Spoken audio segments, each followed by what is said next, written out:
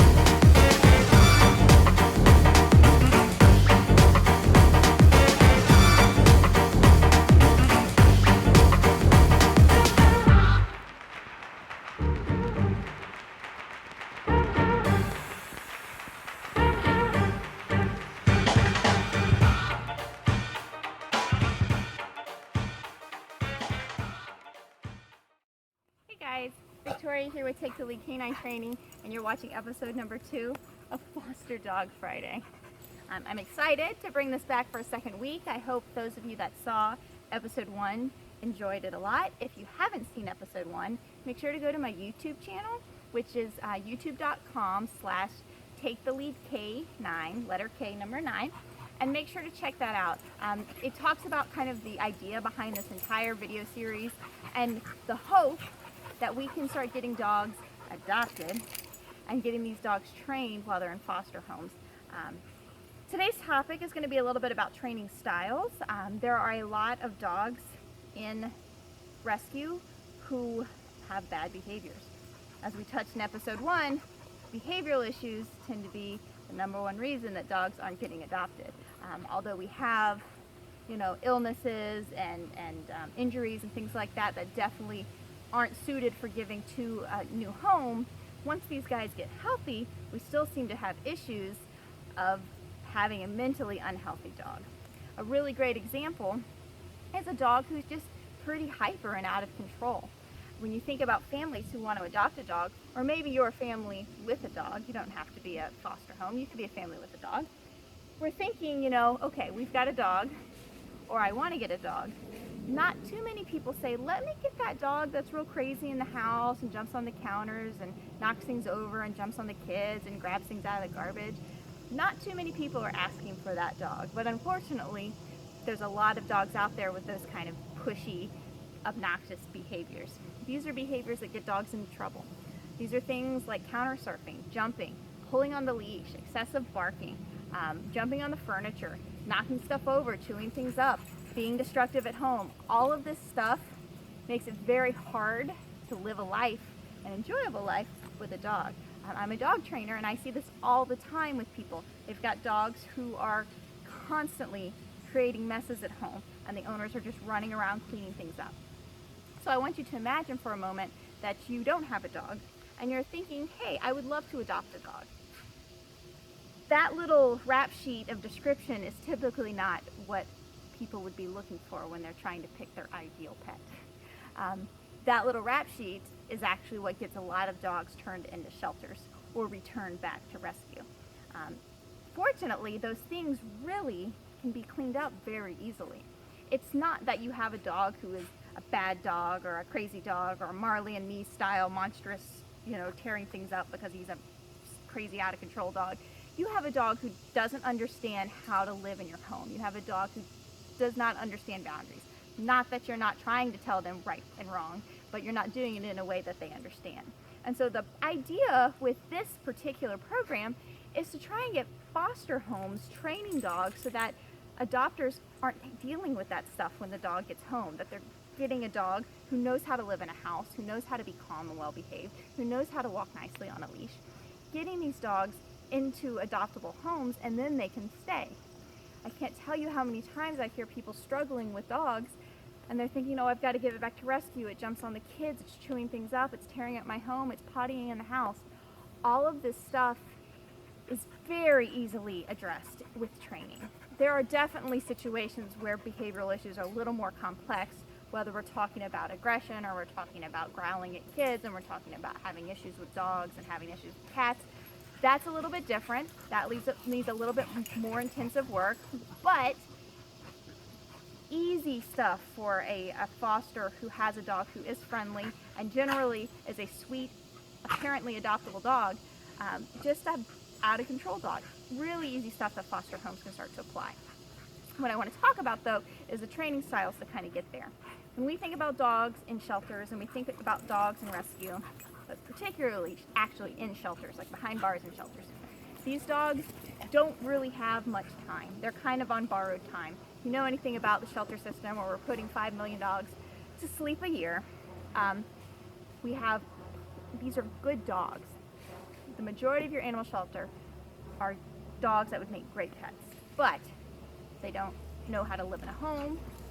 No one showed them how to live in a home, or they did have a home and no one trained them, and so they took them to a shelter. So we're going to talk about particularly these guys, but really any dog. If you're struggling with your dog, there's a good chance you might be considering rehoming it, because you don't have enough time to give it all the exercise that it needs, or it's destroying your house, it's chewing up your stuff, it's jumping on your kids. You really love this dog, but you just can't keep it because he's just too hyper, too crazy. This relates to you just as much as it relates to that dog behind the bars of the shelter. There is a movement in the dog training world where you're looking at, there's two sides basically. You've got balance training and you've got strictly positive reinforcement training only. I'm not going to get into politics. I don't think that you're interested in the politics of dog training, and I won't bore you with it because I don't really like the politics of dog training. But what I do want to talk about is the fact that we do have a lot of dogs who are not being serviced well, and a lot of families not being serviced well, because the amount of time and the success rate of strictly treat training is hard in a shelter environment. You're dealing with dogs who have pin-up energy, that are barking and spinning circles in a cage all day long, and that aren't getting any mental stimulation. And you're taking them out, and we're attempting to try and treat train them, in a sense, get them to take treats around distraction, take treats to walk nice. The reality is, outside of a sterile room, without months and months and months and months and months of work, and even with months of work, treat training can have its limitations.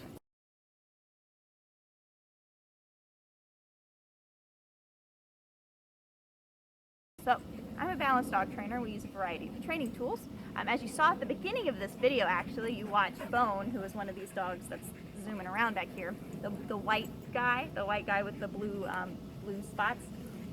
He is 5 months old, dragging me around on a harness. He has dragged his owner into a door frame. She's a nurse.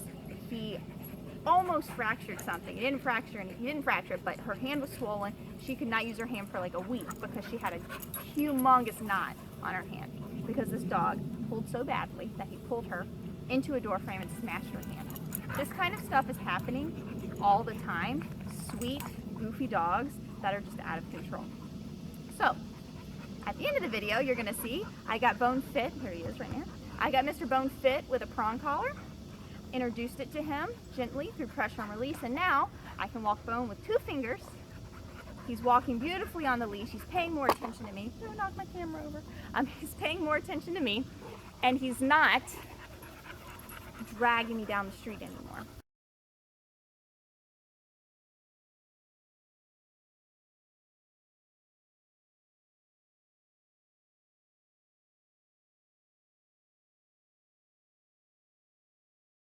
Training tools are super duper helpful and are often passed up because people hear things or they see things about the training tools and they don't necessarily like the way that they look, or they've heard so and so say terrible things happen with dogs who use prong collars or e-collars. A training tool, prong collar, e-collar, clicker, chain collar, slip collar, martingale, harness, face gentle leader, all of those things are training tools. They're all very neutral items that only do things when you put hands on them and you start to train with them. So it's a big misconception that dogs who wear e-collars, like Maui here, are unhappy. It's a big misconception that dogs who wear prong collars are unhappy, or that these dogs are aggressive or mean, or that they're being, and most people think that they're being punished, not having fun, and please go back over my camera, being punished, not having fun, and are only listening because they're afraid.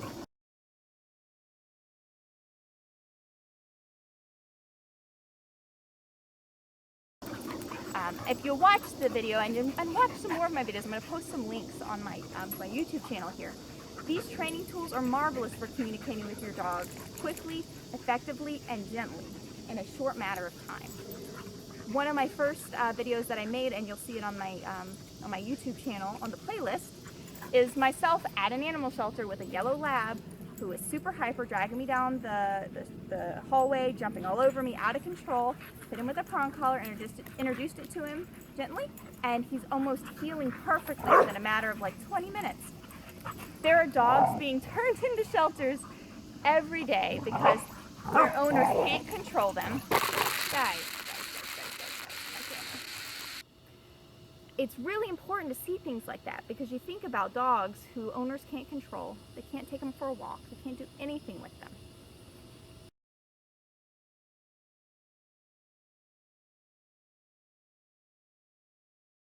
Because they literally cannot control their dog in public. There's a training tool out there that in a short matter of time, you can connect with your dog mentally, physically, and actually be able to enjoy your walk with your dog. Dogs in shelters are taken back all the time because they're out of control. So I want you to think about training tools, effective training tools, and I'm just a big fan of the prong collar because it works so well and in such a gentle fashion that you can take a dog who is 5 pounds or you can take a dog who's 120 pounds and walk them with your fingertips after you introduce them to pressure and release. I think it's really important that we talk about this because there are dogs not getting walked in homes. There are dogs in foster homes not getting walked. There are dogs in shelters not getting walked. There are dogs not getting adopted because they cannot be walked down the street because they jump on people, they bark at other dogs. When a training tool that allows you to communicate with your dog effectively is available, and by using it, you can take a dog who is a brute on a leash and in less than 15 minutes have this dog walking beautifully, no lie, and enjoying life and enjoying their walk. There's nothing sad about these dogs. But you've finally been able to communicate with them in a way that they understand, and you're finally going to have some control on your walk. The notion that the only type of training that we can use is strictly rewards or strictly punishment is, there's two sides of it. What we really need to look at is the training that we're doing effective and if it's working. If it's working, and you're doing something different than what I'm doing or what I'm suggesting, and you've got dogs walking beautifully on the leash, you've got dogs who can walk through adoption events under control, you've got fosters that can walk these dogs without problems, you've got adopters who can walk these dogs without problems, and not getting complaints that these guys are hard to take out, that they can't control them. If everything's great, then keep doing that. Keep doing it, absolutely, and teach us what you're doing because that's what we're looking for. We want to know, we as in the world, wants to know what is the most effective way to help these dogs become more adoptable. And the first step is getting them trained and training them effectively with tools that help you communicate with them. It's not just about the walk though. In the house, my goodness, we need training in the house too. We need crate training. We need these guys to learn not to jump on people and jump on furniture, and it's really easy to correct that stuff with training tools such as a prong collar. It's really easy to teach your dog how to be calm in a crate through crate training protocols. You can teach a dog to rest comfortably in a crate if you condition them with positive things in the crate, by not getting them super excited all the time, by setting boundaries and saying the crate is where you sleep, not in your bed. right? Not in the bed. Crate's where you sleep, the crate's where you go when I'm not home. You crate these guys because, again, you don't know if a potential adopter is going to want a dog who's out all the time. And to be honest, it's not very safe for a dog to be out loose that you don't know, that you don't have much relationship with. That's a foster dog where you maybe have other dogs at home or other animals. And honestly, a foster dog is not your dog. This dog should be in a crate. Terrible things can happen to a dog if they're not in a crate. They can choke on something. They could eat something they're not supposed to. They could break through a window with separation anxiety and slice themselves up on the glass. Like, it happens. It's crazy. The crate is the safest place for your dog. So training these guys at home to walk nice on leashes, to be calm and comfortable in their crate, and to practice being calm inside the house. And place command is a great way to do that. Place command is take your dog, take them to a bed, and let them lay there and set boundaries, and they need to learn how to stay there with distractions for long periods of time. Again, I've got videos on this stuff, so they're going to be in the links. But if you can imagine, you're eating dinner and you've got your dog laying on its dog bed in place for an hour while you make, eat, and clean up dinner. Or maybe you've got your foster dog and 2 of your personal dogs in place, and you've got 3 dogs in your house in place while you have guests over for dinner, while you have folks over to watch TV, while you've got the kids doing their homework. We're teaching boundaries for these guys. They have to learn boundaries. I said it once in the first video, and I'll say it again because I think it's so important. Love is not what's going to get these dogs adopted, and love is not what's going to keep these dogs in homes, and love is not going to get these dogs trained. Love is absolutely a part of rescue, and it's an important part of owning any pet, loving your pet and getting them. That's why we get them. We care about them. But we have to train them. We have to show them how we want them to live in our world. We have to set boundaries for them. We've got to show them what is and is not okay. We've got to teach them how we want them to live with us. Otherwise, our shelter system is going to keep flooding with dogs. We're still going to have families struggling with dogs that they have at home. We're still going to have dogs excluded to the backyard because they're too crazy in the house. We're still going to have dogs find homes and be returned. And we're still going to have dogs put to sleep every year because no one is teaching them how to live calmly, well-behaved in our homes. So, we love them. We love dogs. Now it's time to train them so we can really show them how much we love them. Thanks so much, guys, for tuning in. I hope you enjoyed this episode.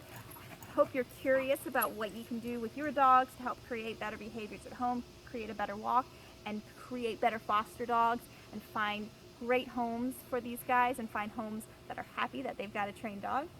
And I hope you enjoy the video of Bone at the end, where I have introduced him to the prong collar, and he's walking great. You can pretty much see black and white the difference between the dog that we had that was disconnected and being a crazy brute on the harness to a dog who's tuned in, paying more attention, much easier to walk, and although he has a loving home, I would keep him.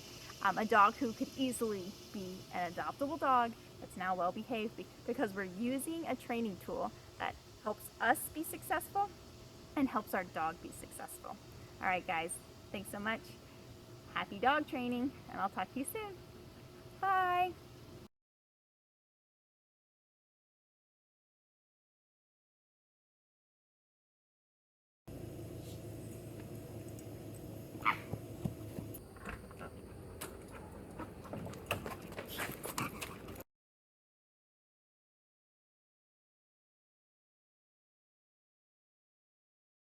Learn how to turn pressure off. So he's really used to being disconnected on the leash. Yes, good boy. He's used to being really disconnected and going all over the place, not paying attention to his handler. So we're trying to use leash pressure to start showing that that's actually me saying pay attention, not resist. Dogs are so used to resisting the leash all the time. Good boy, yes.